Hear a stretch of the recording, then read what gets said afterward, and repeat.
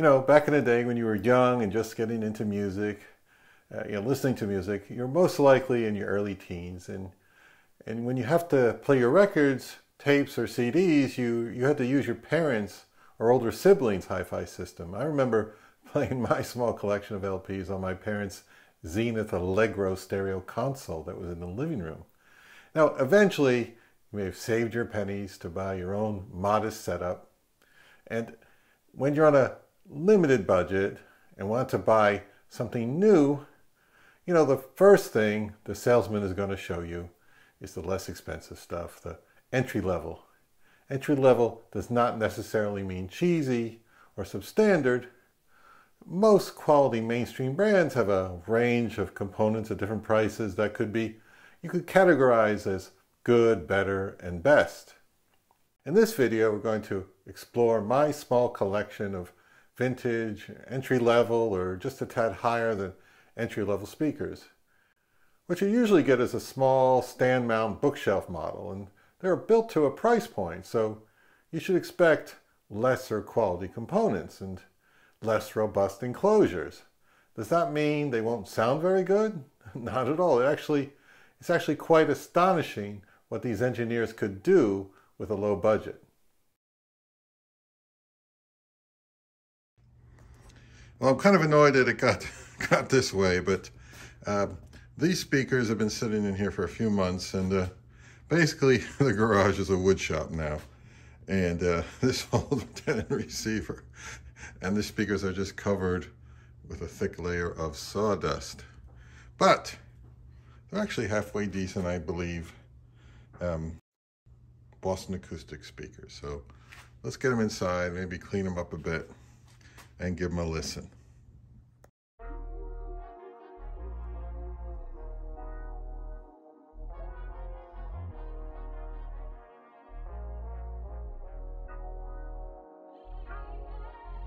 My source is Amazon HD through an iPad Air. My DAC is an Audioquest Dragonfly Black, and it's all plugged in to a Sansui 881 receiver.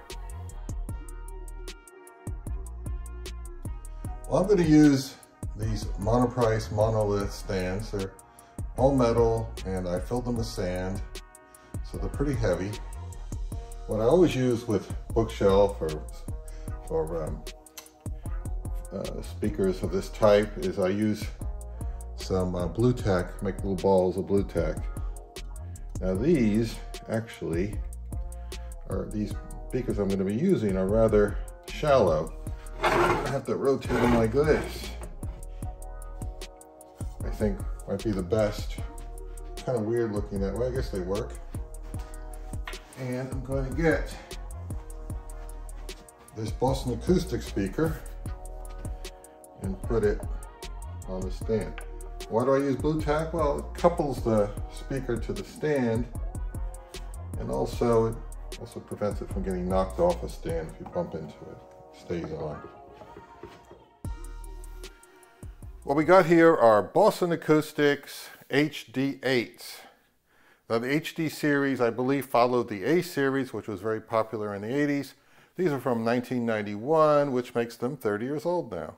It's an acoustic suspension sealed box, two-way, like a 6-inch woofer, 1-inch tweeter, soft dome tweeter, kind of a standard. Now what's interesting a little bit different about Boston Acoustics is they made their cabinets rather shallow and wide, whereas some other speaker manufacturers would put the drivers on this side and make them deeper. But anyway, for $250, they were rather, not the bottom of the line, but close to the entry level. Spring connectors on the back, which is what you expect generally at this price point.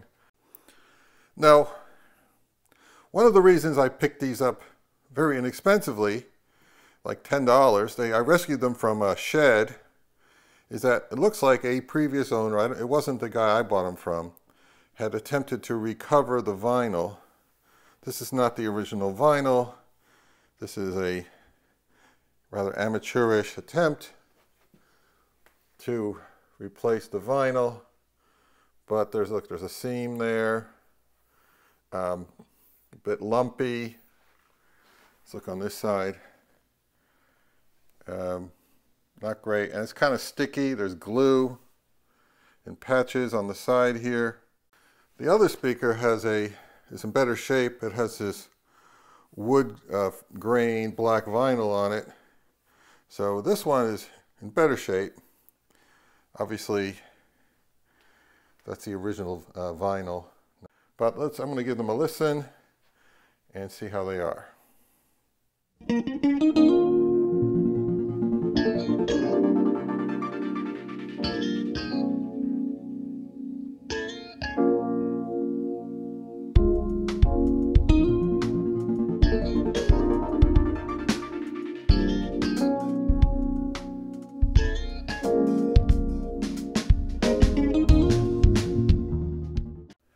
I like these Boston Acoustic HDHs. They are on the bright side of the audio spectrum, and the emphasis on the high frequencies gave them a degree of detail that I didn't hear from the other speakers. The mids are lovely with vocals, guitars, horns, etc., and the soundstage was wide and impressive. However, their primary shortcoming was really a pronounced lack of low frequencies. I tried moving them to the back of the room, but it wasn't that much better. Maybe the people at Boston Acoustics were thinking, well, we got 2 out of 3 things right, so that's fine.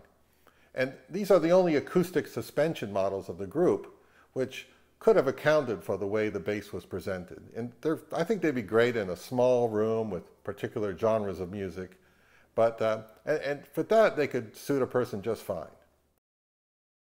These here are the DCM CX17 little bookshelf speakers, vinyl wrapped, kind of oak finish. Let's take the grills off. Oh, these are stuck on pretty good. All right, these are the DCM CX17 speakers. I bought them when I was on a DCM kick. I bought some time frame 400s that I thought were pretty cool. So I saw these for like 35 bucks and I bought them. And they use the same driver as in the larger floor standing speaker. Let me put this grill down. This is a coaxial design. Unusual because rather than the tweeter being kind of behind where the dust cap is, it actually has a kind of a perforated screen, and the tweeter is mounted in front like this, little tiny little tweeter right here in the middle, little dome tweeter. They're ported on the back, spring connectors, and like most conventional speakers, they're deeper than they are wide. And these are made in Michigan. And from my experience, you can get DCM speakers really cheap. If you ever run across some time frames or time windows, you can get them for very inexpensively. You'll be surprised. But let's give them a listen.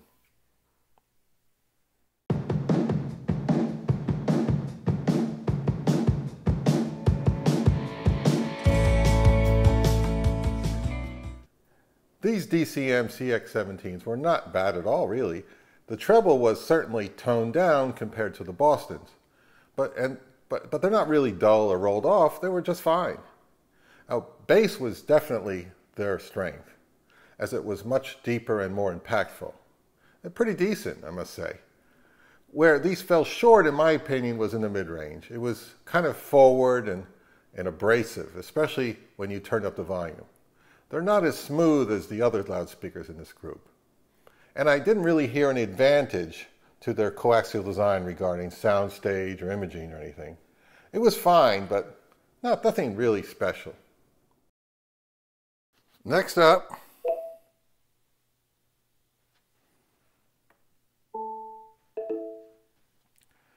here we go with the next speaker, and this is the Polk 5 Junior. Let me get this grill off. That's much easier to take off than the other ones. And what we got here is once again a vinyl wrapped, I think this is rosewood finish. I picked these up at Goodwill for like $55, and I brought them home and had one blown tweeter and one low volume tweeter. It produced very low volume, it couldn't get very loud, and one of the woofers was completely blown. And they were pretty beat up. The vinyl on these is kind of scratched up and rough. And what I do like about them is they have banana style connectors, binding posts on the back, and they're fused. And they have it looks like a larger than 1-inch tweeter on the front and 6-inch woofer. And these are ported in a weird way, just a little tiny hole, just my finger can get into, and there's no tube inside. It's just a hole that's the thickness of the depth of the thickness of the front baffle, which is strange. And it's a tiny little hole. And I'm going to do a little demonstration a bit later. But they're probably the heaviest of the group, and they're pretty well made. I have a thing for 1980s Polk speakers. I guess it goes back to my brief stint as a hi-fi salesman, where we sold Polk speakers in the store I worked in. But anyway, I'll give them a listen.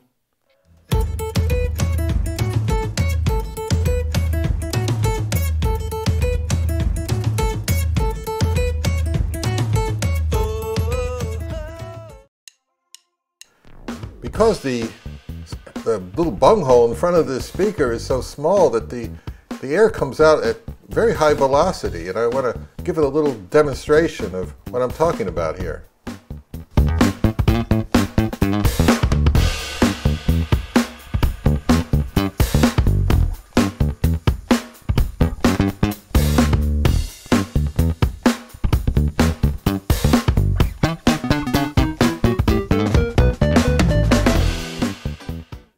These Polk 5 Juniors are an interesting speaker.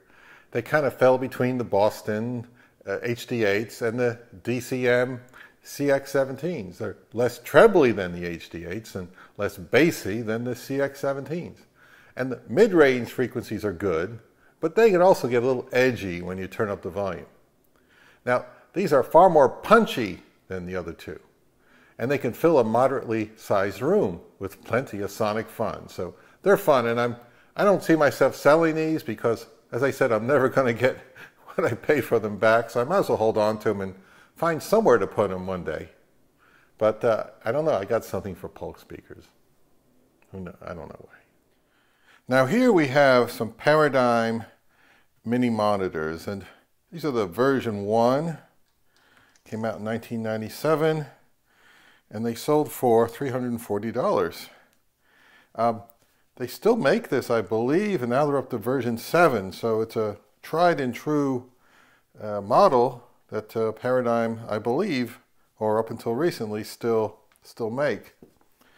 It's two-way once again, and this has like a polypropylene woofer compared to the other models I believe were all had paper drivers. The small tweeter, they're ported. They look smaller than the other speakers. They're shorter. I don't know if you measure the internal volume if they're actually smaller. I bought these new in 1997 at Sound Advice. Remember them? Anyway, I gave them to my mother a couple years later because she was using it for her TV set and she was having a hard time hearing the TV. And this was during my non-audio enthusiast years. You know, when everything was home theater this and home theater that, and I believed that 2-channel audio was pretty much dead, but I got them back. They seem well made. They got banana plugs on the back, and they look nice on these stands. I think they're a nice looking speaker, and they seem sturdy. The boxes are fairly inert sounding, but I'm going to give them a listen again.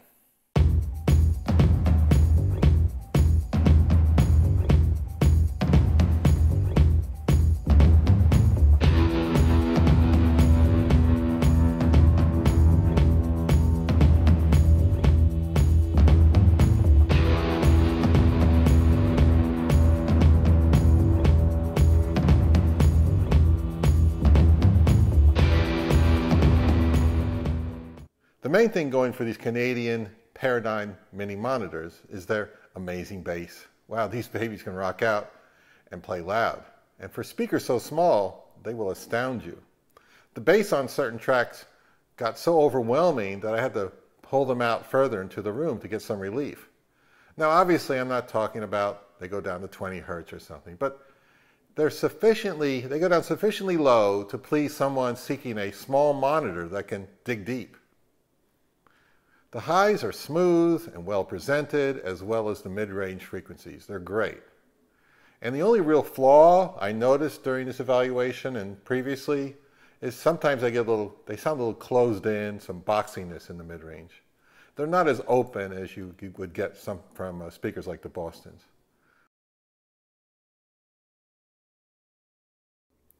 I would not consider any of these speakers as bad, and all speakers built to a lower budget will have noticeable compromises.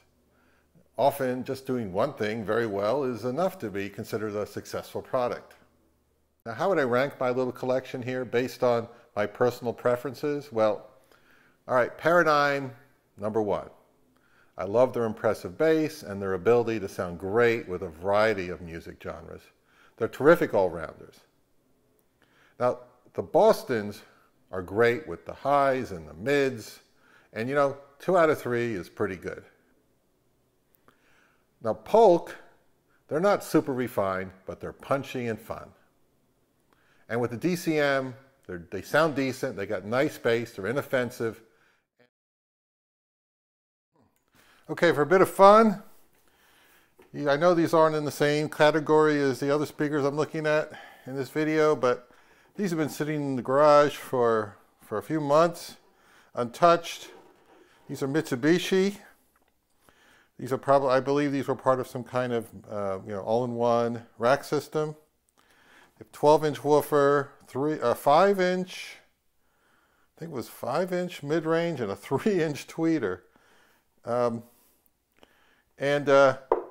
They're very flimsy. They got plastic bases.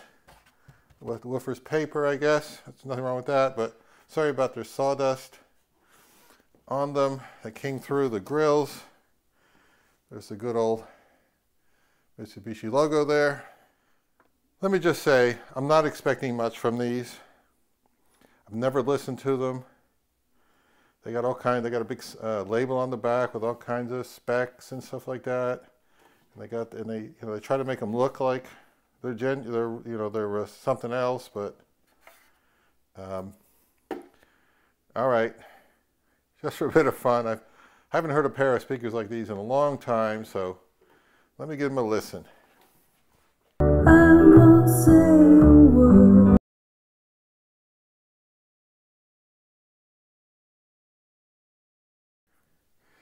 Okay, I had to stop it.